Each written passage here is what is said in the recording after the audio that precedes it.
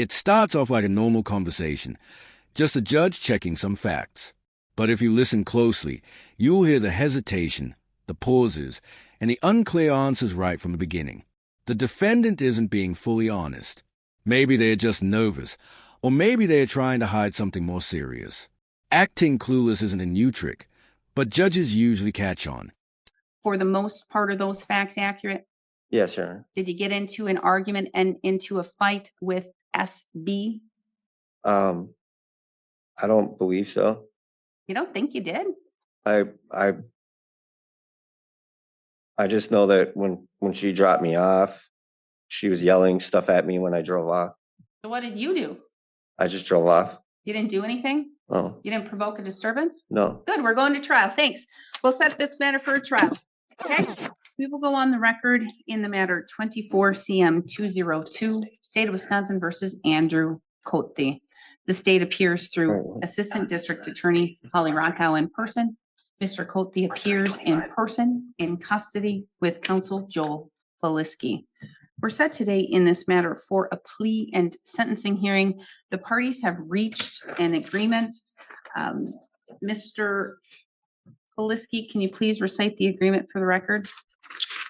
So here's what's being offered. Plead guilty to one minor charge, disorderly conduct. Everything else gets dropped. The only punishment, pay about $443 in court fees. That's cheaper than some parking tickets in New York. But don't be fooled by the simple paperwork. These kinds of quick deals can hide some serious issues, and this case is about to prove it. Yes, Your Honor. Mr. Mouthy has agreed to plead to one count of misdemeanor disorderly conduct with the remaining counts in the complaint dismissed and read in, and a joint recommendation by both parties for court costs totaling $443. And I believe he was in the process of a revocation. Was he revoked or did? Yes, Your Honor. As of yesterday afternoon, the final decision from the administrator came in, and he has been revoked, and he will be sent to Polk County for sentencing. Okay. And what charges was he convicted of in Polk County? I believe they were substance use related, Your Honor. I was not originally opted into that case. That was my predecessor, Mr. Pollack. Unfortunately, I cannot speak to any detail as to the nature of those charges. All right, thank you. I can just pull it up. I just am curious.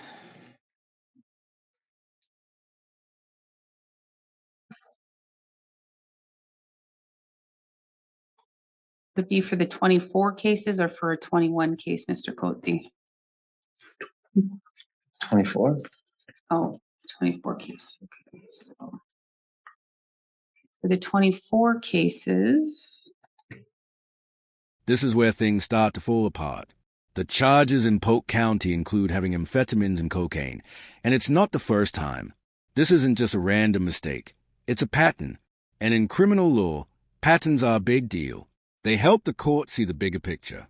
So the real question is, with charges as serious, why is the court going so easy on this case? Stay tuned. Possession of amphetamine as a repeater. Possession of cocaine, a misdemeanor. What it looks like. All right. Okay. Basis for the agreement and why it's in the public interest, Ms. Rockow? Your Honor, Mr. Schmidt negotiated this case with Mr. Pollack and Mr. Flasky, but based on my review of the file, I believe that this was based upon the facts and circumstance surrounding the case being relatively minor in terms of the disorderly conduct. There was, of course, the violation of the bail, but that was the Polk County bail. And so it looks like that was all resolved with his latest revocation. So those bail jumps being dismissed and read in is appropriate for that reason. And I don't believe that any additional confinement or supervision is going to be necessary, as he is facing that sentence for the revocation. Okay. All right. So we do have victim SB in the courtroom here today, and Ms. Bauer, SB would like to make a statement. Is that correct? Yes, Your Honor. SB may come up here and have a seat at the black desk, and you may provide a statement. If you are going to read something, please read it very slowly so my court reporter can take everything down. Of course.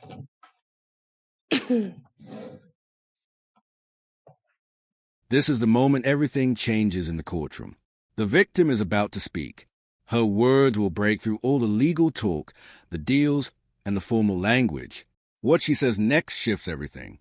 If you've been waiting for the emotional core of this case, here it is.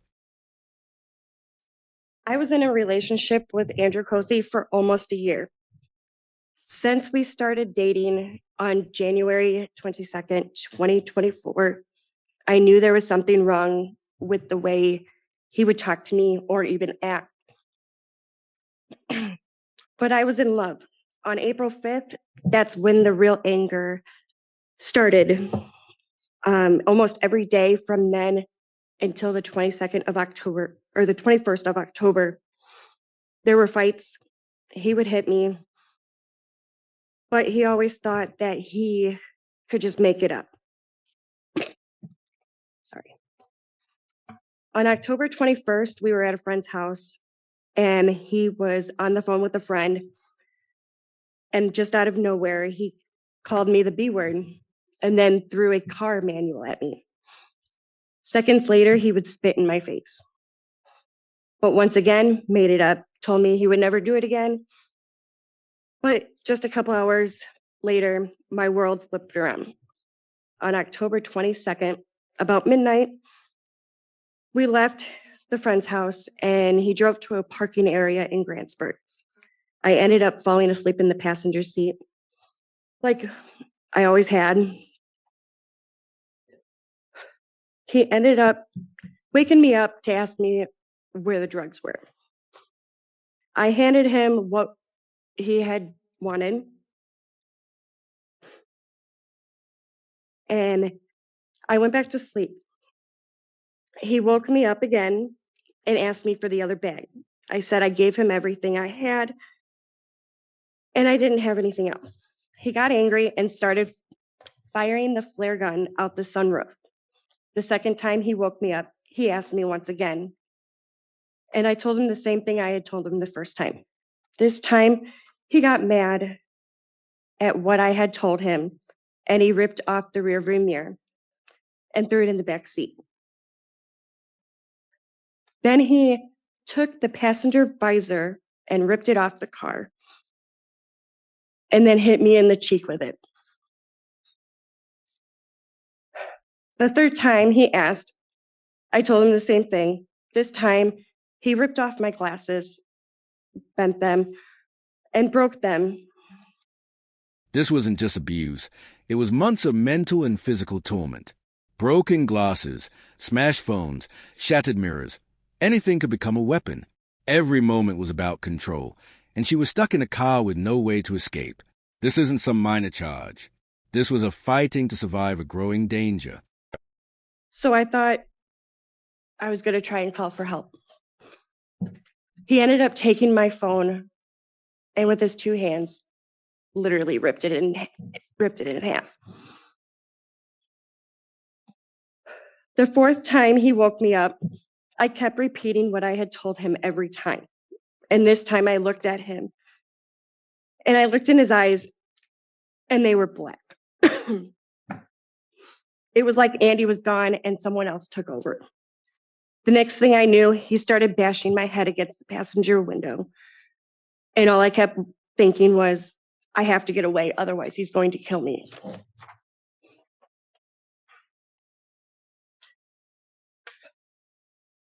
So I had got him calmed down enough to where he would drive to Dollar General where the van was parked. We were going to move it, but we decided he didn't want to because he was getting tired. He let me drive the car and I knew that was the only way I was going to get out. I drove the car to the Frederick Trailer Park, where I knew I would be safe. I parked in the front entrance and stopped. He woke up and started yelling, calling me every name in the book, but I was only able to grab my purse, and that was it.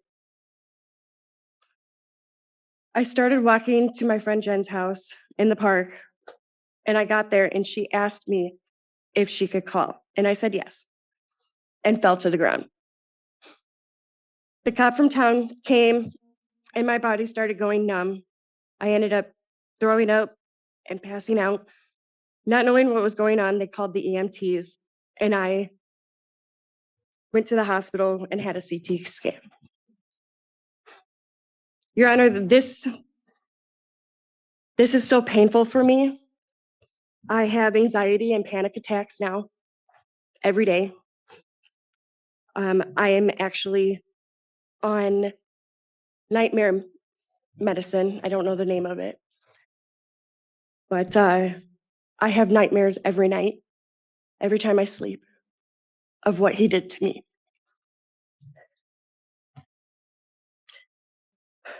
I am in therapy almost either 1 or 2 days a week, and I will be on therapy for at least 3 years, she said. This was 6 months ago, and yet it still gets to me every day. I don't know how I'm going to move on from this. So I'm asking you for some stipulations. 90 days in jail, no contact with me, my property, or my roommates, no possession of firearms, anger and drug treatment, and probation.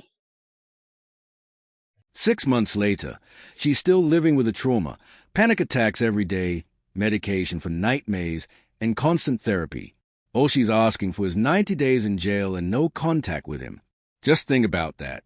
She's still trapped in a mental prison, while the court might let him go with just a fine. If that does make you stop and think, go back and listen again. I don't think it's fair that I have to live with this every day and he would get away scot-free. He has made it to where I don't feel safe, and I will be putting 2 restraining orders on him for both counties. I can't go outside by myself. I can't go to the store by myself. He's already threatened me enough. Thank you. Thank you. Just a bit of information. You only need 1 restraining order. It covers you everywhere. Okay, So Thank you don't you. need to go to both counties. Thank you for your statement. thank you. And for the record, and I'm sure that, well, maybe the state had more information, but that's not any of the information that is contained in the criminal complaint. Here's the shocking part. The judge says the official report barely mentioned anything, just a basic argument. Nothing about the broken glass, the head injuries, or the terrifying night we just heard about. So how does something that serious get missed? It's moments like this that show how weak the justice system can be when the full truth isn't told. The complaint is very sparse and just indicates that there was an argument and it may have escalated, but what I have access to doesn't discuss the level of what that argument may have been or consisted of. So, all right. So then the agreement, Ms. Rockow, now again, after hearing the victim, what is the basis for the agreement in the justice or in the public interest? Well, Your Honor, I think some of that information wasn't information that the state had when this case was charged or when this offer was made. It's not my file, but from my review, I didn't happen upon that, what was described just now. So based on the facts that are contained in the criminal complaint. And again, and I'll state, you're probably hearing or seeing it for the first time as the court is, because the criminal complaint is one small little paragraph that just describes a fight that occurred and that it may have escalated a little, but none of the detail. Right. But Your Honor, again, Mr. Couthy has been revoked in Polk County on some more serious charges, and is going to be presumably serving a jail sentence. I think at least one of those had some stayed jail time. So I think that he's going to remain in custody for a while. I don't believe that, based upon the facts, that anything more is necessary here. I think that the bail jumps, again, were associated with the Polk County cases. So I don't consider that to be, of course, he violated his bond.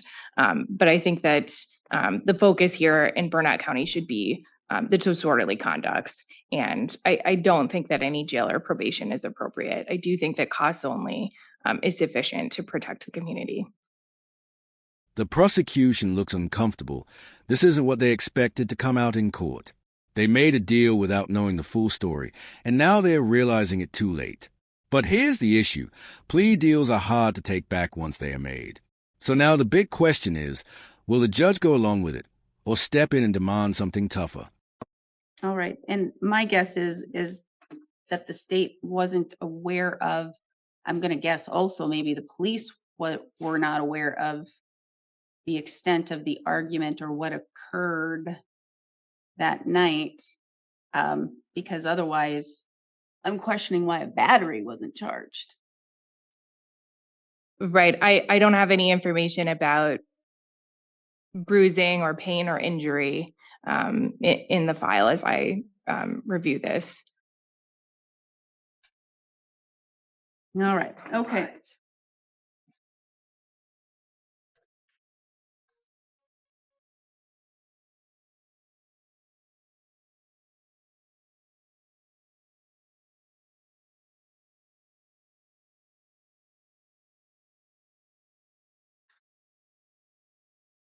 And he is being revoked, and I'm taking judicial notice of 24 CF 15, 24 CF 224, and 24 CF 310 Polk County matters, in which he has now been revoked on those matters and will go face sentencing in Polk County. I believe in those cases, there is no stay jail time. That was that fictitious thing that some judges do, and they fictitiously say, I'm having that fictitious conditional jail for probation to use if they wish to do. Understood. And so with regards to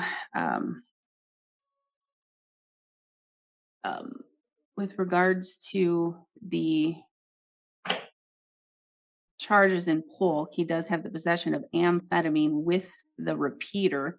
So that means the maximum possible penalty of 1 year he could face, with the increase of no more than 2 years for that underlying misdemeanor in Polk County. But that's for Polk County to deal with and for you to deal with in Polk County. And you were under bond jump or under bond conditions in Polk County when you violated your bond here by engaging in the criminal actions here in Burnett County. And for the record, and this is, I guess, for the victim as well as you, Mr. Couthy, for you to be aware of, and perhaps the reason why these were simply charged as disorderly conducts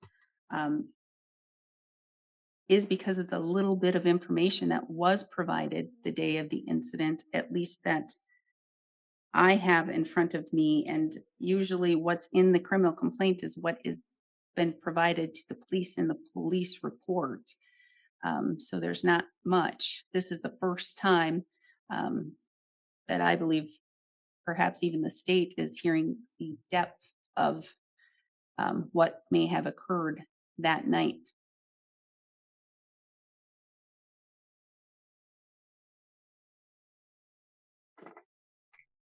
So he's pleading guilty to one count of disorderly conduct, is that correct? And the other count will be dismissed and read in, and he's facing the other charges and the bail jumps in Polk County? To my understanding, Your Honor, that is correct. It's a plea for one count of disorderly conduct with the remaining counts in the complaint to be dismissed and read in. As has been stated, he has been revoked from probation, and he will be sent to Polk County for sentencing after revocation. I would like to take note that he has been in custody on this revocation hold stemming from this incident since October 31st of 2024. He has accumulated approximately 155 days of jail credit. The conduct has again prompted revocation here, in the maximum sentence for a charge of disorderly conduct has been vastly exceeded. He's set for close to double the amount of time he would for the maximum sentence on this. The public, I believe, has been sufficiently protected. He will continue to reside in custody, awaiting sentencing after revocation. I believe he will be returning to active supervision for his Polk County charges as well. In entering this plea, he is taking accountability for this and does wish to move on. For those reasons, I would ask the court to adopt the joint recommendation. Thank you. All right, can I have the plea questioner waiver of rights form, please? Yes, Your Honor. May I approach? You may.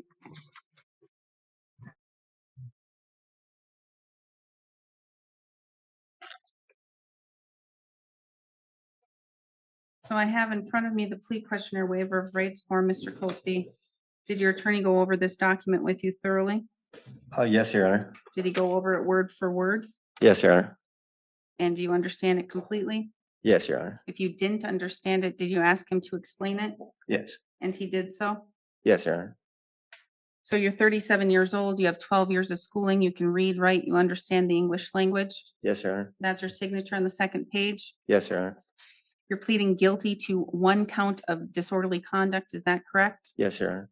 Did your attorney go over with you what the state would have to prove your guilt beyond a reasonable doubt? Yes, Your Honor. Did your attorney go over with you the maximum possible penalties you face? Yes, Your Honor. No mental illness or disorder and no alcohol, medications, or drugs? No, Your Honor. Because you're charged with crimes, you are entitled to constitutional rights, and each of these rights is listed on this document. Did your attorney thoroughly go over these rights with you? Yes, Your Honor. Do you understand them completely? Yes, Your Honor. Do you understand that by pleading guilty, you're waiving and giving up these rights? Yes, Your Honor. Do you need me to go over these rights with you in any more detail? No, Your Honor.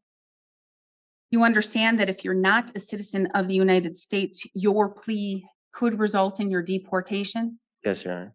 You understand the state would have to prove on or around October 21st, 2024 in Burnett County, Wisconsin, while in a private place you engaged in indecent, boisterous, abusive, and otherwise disorderly conduct, which under the circumstances did tend to provoke a disturbance. Do you understand what the state would have to prove? Yes, Your Honor. Do you understand the maximum possible penalty? The maximum possible penalty of this crime could be a fine of up to $1,000 or up to 90 days of incarceration or both. Do you understand that? Yes, Your Honor. Do you also understand I have a recommendation from both of the counsels, both of the attorneys here, a joint recommendation for costs only, that would be court costs and DNA surcharge, etc., costs only for $443. Do you understand that is simply a recommendation to the court? Yes, Your Honor. Said differently, that means I'm not bound to follow that, and I could sentence you all the way up to the maximum possible penalty, and I could do that here today if I thought it was necessary and warranted. Do you understand that? Yes, Your Honor. Do you still wish to proceed and enter a guilty plea? Yes, Your Honor. Did you go over the criminal complaint with your attorney? Yes, Your Honor. And again, that's that document that basically says what happened that day and why you were charged with the crime. And albeit it is very short and it doesn't have a lot of facts and it doesn't have as many statements or factual assertions as the victim did state here today, but as it's stated in the probable cause section of that criminal complaint, for the most part, are those facts accurate? Yes, Your Honor. Did you get into an argument and into a fight with SB? I don't believe so. You don't think you did? I just know that when she dropped me off, she was yelling stuff at me when I drove off. So what did you do? I just drove off. You didn't do anything? Oh, You didn't provoke a disturbance? no. Good, we're going to trial. Thanks. We'll set this matter for. Hold on. Now he's denying it again. Even after hearing the victim's detailed story and agreeing to plead guilty, he suddenly changes his mind. That's not just bold, it's reckless. And the judge sees it right away. No more easy deals. This case is going to trial now, and the full truth might finally come out. Trial. Okay? Sounds like we're going to have a trial on 2 disorderly conducts and 2 bail jumps. That sounds good to me. So maximum possible penalty for 2 disorderly conducts, up to 90 days of incarceration, and for 2 bail jumps, up to 9 months each. Because if you're indicating you didn't do it and you're indicating that you're innocent, by golly, the state has to prove beyond a reasonable doubt. And so I think we're going to set the matter for trial, and I think we need 1 day. Let's set it for trial here today, Miss Rockow. Is this going to be a your case, or is this going to be a Mr. Schmidt case? This is Mr. Schmidt's case. Okay, let's get the matter set for trial, and we can do it. I can presume you're going to be in custody for a while, since you are revoked on your Polk County matters. But we don't have a problem getting you back here for a trial. We have a really great lieutenant who runs our jail very well, and we have the ability to do transport. So let's get this matter set, and let's get it set for sometime soon. And we have the victim here, so we can make sure that we have a date that works for the victim as well. How about June 24th? It is on the assistance week, but June 24th sounds like a good day to have a trial. How does that work for you, Mr. Flisky? I'm available that day, Your Honor. Excellent. So we'll have a trial on June 24th. That'll be a trial because, again, if you didn't do anything that day, that's what your assertion is here, Mr. Coulty. The state has to prove it beyond a reasonable doubt that you engaged in any type of conduct that would be disorderly, and whether or not you were on a bond in Polk County and whether or not you violated that bond, and you did so knowingly. So that's what we're going to do. June 24th, we will have a trial. We only need 1 day. That works for victim, Ms. Bauer? Yes, sir. Excellent. Now let's get to my final drop dead date. That means, Mr. Coulty, that is the day that I will no longer take any type of agreement, okay? I won't accept any agreement in this case, all right? And so that means the matter will go to trial, and you will be able to have your attorney state your, or actually have it'll be the state trying to prove the case, and your attorney will be able to defend you and your claims at this matter. But on May 29th, that'll be the last day, the drop dead date for any agreement that'll be reached. And quite honestly, to me, the court does not find a disorderly conduct. The judge makes it clear this case is going to trial unless something big changes. No more going easy, no more just paying court fees. After hearing the victim's emotional story, the judge sets a firm line. The system may have overlooked things at first, but now it's time to take responsibility. With costs only, especially hearing the statement from the victim to be in the public interest. So let's do May 29th, Mr. Flisky, May 29th. Well, you said that this is going to be a Schmidt, even though it's on that. So let's do May 19th, drop dead date. May 19th, can you do 10:45? Yes, Your Honor. All right, May 19th at 10:45. We're going to have our drop dead date for any agreement that can be reached in this matter. Otherwise, we will go to trial. We don't have to worry about lab. We have confirmation that victim will be able to be present in here for the trial. We're good to go. All right. Thank you. We're adjourned. We'll see you then. Thanks, Your Honor.